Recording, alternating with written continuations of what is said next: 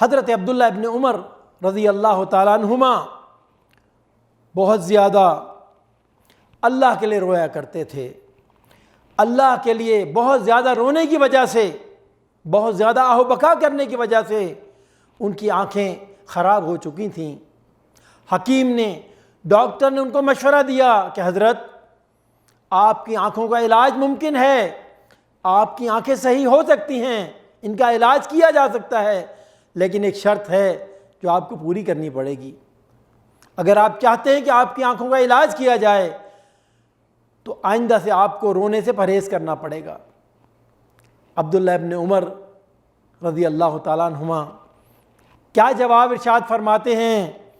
فرماتے ہیں وہ آنکھ کس کام کی جو اللہ کے لیے رونا نہ جانتی ہو، مجھے علاج نہیں کرانا لیکن میں اللہ کے لیے رونا بند نہیں کر سکتا۔ اللہم اجعلنا من، یا اللہ ہمیں بھی نعمت کبریٰ عطا فرما۔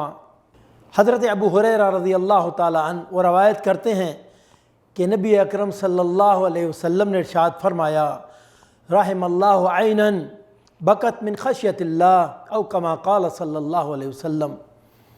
حضرت ابو ہریرہ رضی اللہ تعالیٰ عنہ روایت کرتے ہیں کہ نبی اکرم صلی اللہ علیہ وسلم نے ارشاد فرمایا، اللہ رحم فرمائے ایسی آنکھ پر جو اللہ کے ڈر سے روتی ہو۔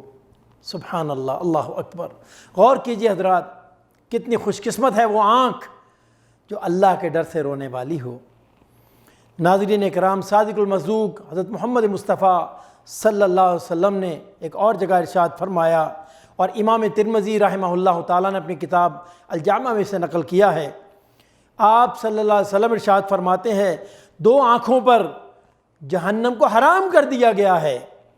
ایک وہ آنکھ جو اللہ کے ڈر کی وجہ سے رو پڑتی ہو، اللہ کا خوف ہو جس سے وہ رو پڑتی ہو، اور دوسری وہ آنکھ جس نے اللہ کی راہ میں پہرا دیتے ہوئے رات گزاری ہو۔ کتنی خوش قسمت ہیں دونوں آنکھیں۔ ان دونوں آنکھوں کے لیے بشارت ہے کہ اللہ نے جہنم کی آنکھ کو اس پر حرام کر دیا۔ اسی طرح ایک اور مقام پر صادق المصدوق نے ارشاد فرمایا، اور آپ صلی اللہ علیہ وسلم کے اس ارشاد کو امام حاکم نے نقل کیا ہے۔ وہ بیان کرتے ہیں کہ آپ صلی اللہ علیہ وسلم نے ارشاد فرمایا کہ جو شخص اللہ کو یاد کر کے اتنا روئے کہ اس کے آنسو زمین پر گریں، اتنا روئے کہ اس کے آنسو زمین پر گر پڑیں، فرمایا قیامت کے دن اسے عذاب نہیں دیا جائے گا۔ اللہ اکبر، سبحان اللہ، کیا شان ہے اللہ کو یاد کر کے رونے والے کی۔ اللہ تعالیٰ عظیم الشان نعمت ہمیں بھی نصیب فرمائے۔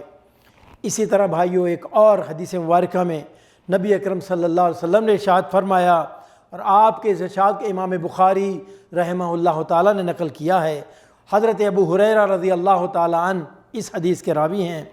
وہ بیان کرتے ہیں کہ نبی اکرم صلی اللہ علیہ وسلم نے ارشاد فرمایا، 7 بندے جن کو اللہ تعالیٰ قیامت کے دن اپنے عرش کا سایہ نصیب فرمائیں گے، جس دن اس سائے کے علاوہ کوئی اور سایہ نہ ہوگا۔ اللہ اکبر۔ ان میں ایک بندہ وہ ہوگا، ایک شخص وہ ہوگا جس نے تنہائی میں اللہ کو یاد کیا ہوگا اور اس کی آنکھیں رو پڑی ہوں گی۔ تنہائی میں جس نے اللہ کو یاد کیا اور اس کی آنکھوں سے آنسو بہہ نکلے۔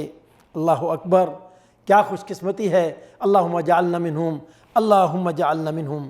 اسی طرح نبی اکرم صلی اللہ علیہ وسلم نے ایک اور حدیث میں اسی بات کو بیان فرمایا کہ جب دعا کیا کرو، امت کی طرف اشارہ ہے کہ جب دعا کیا کرو تو کچھ آنسو، حدیث کا مفہوم ہے کہ کچھ آنسو اللہ کو نذرانے کے طور پہ بھی دے دیا کرو۔ کیوں؟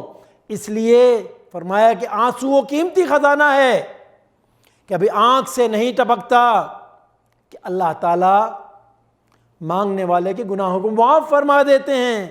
اللہ اکبر، اللہ اکبر۔ اسی لیے علماء امت فرماتے ہیں کہ اگر دعا کرتے وقت آنسو نکل آئیں تو سمجھ لو کہ قبولیت کے دروازے تمہارے لیے کھل گئے۔ اللہ اکبر۔ الحمدللہ، یہ قبولیت کی نشانی ہے۔ صلو علی